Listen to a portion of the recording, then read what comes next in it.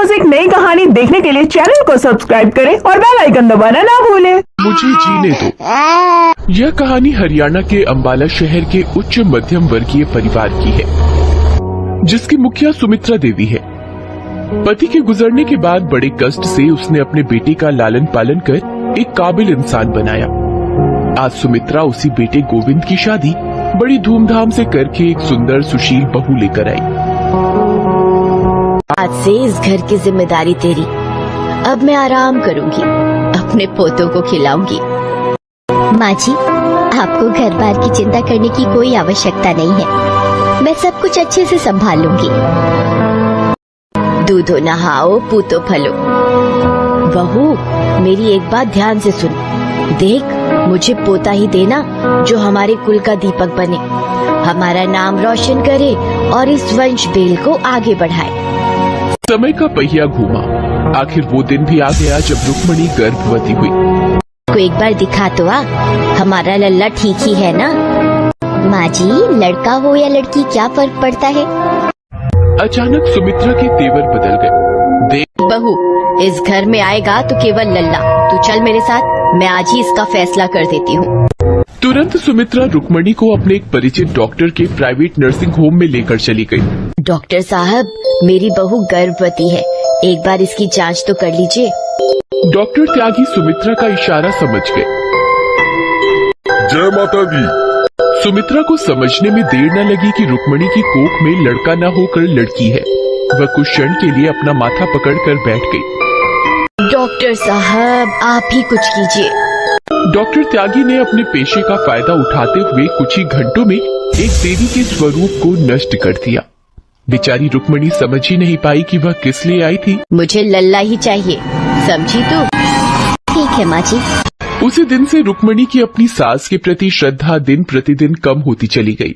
वक्त का पहिया एक बार फिर घूमा और ठीक 6 महीने बाद रुक्मणी फिर गर्भवती हुई। एक बार फिर मजबूरन उसे सास के कहने पर डॉक्टर त्यागी के क्लिनिक जाना पड़ा। फिर वही प्रक्रिया उसके साथ दोहराई गई। जांच के दौरान डॉक्टर त्यागी को पता चला कि रुक्मणी के गर्भ में फिर से लड़की है।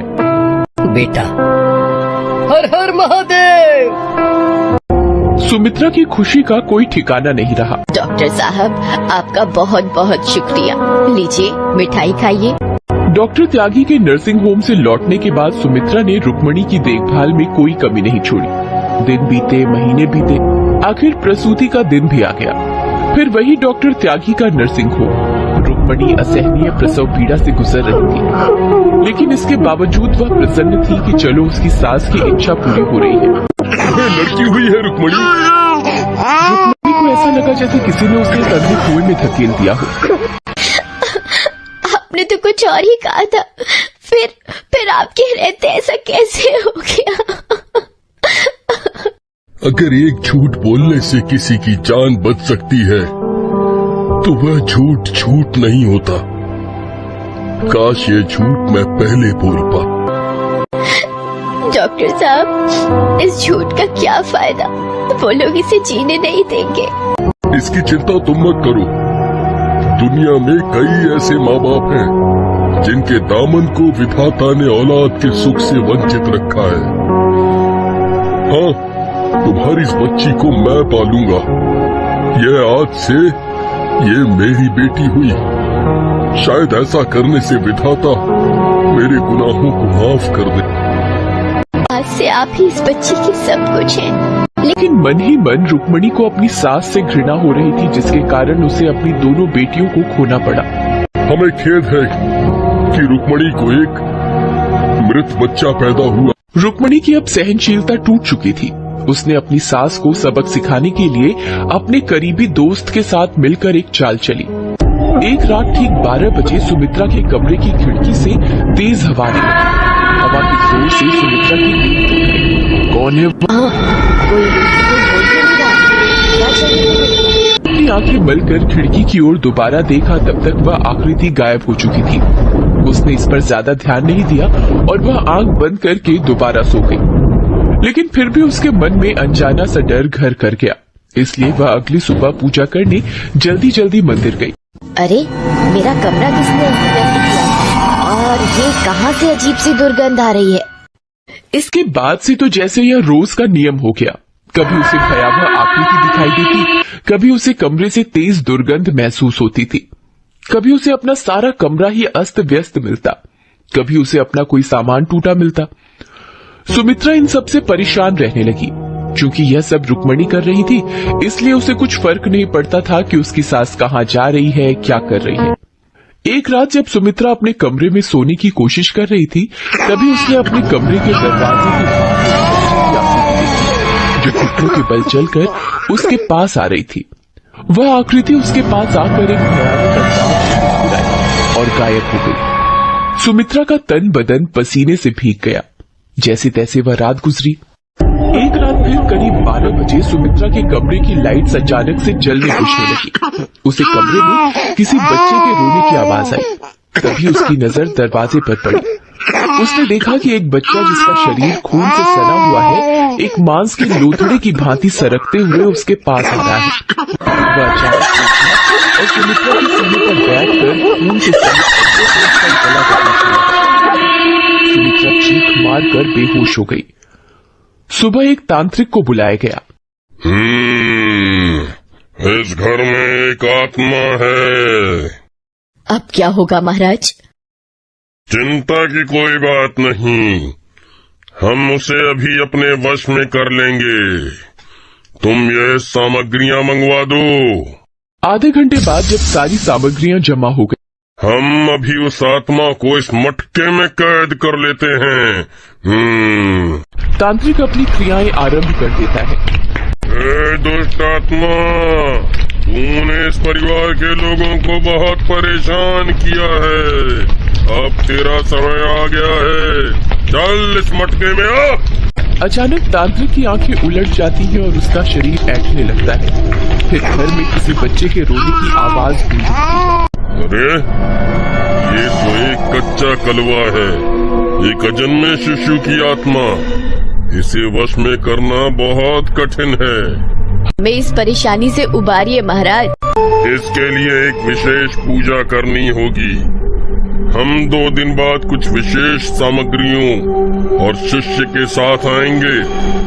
तब तक तुम लोग ये रक्षा कवच अपने अपने पास रखो। ठीक 2 दिन बाद तांत्रिक अपने शिष्य को लेकर आया। उसने पूरे विधि विधान से अपना अनुष्ठान आरंभ कर दिया। जय परमात्मा, निकाल आत्मा।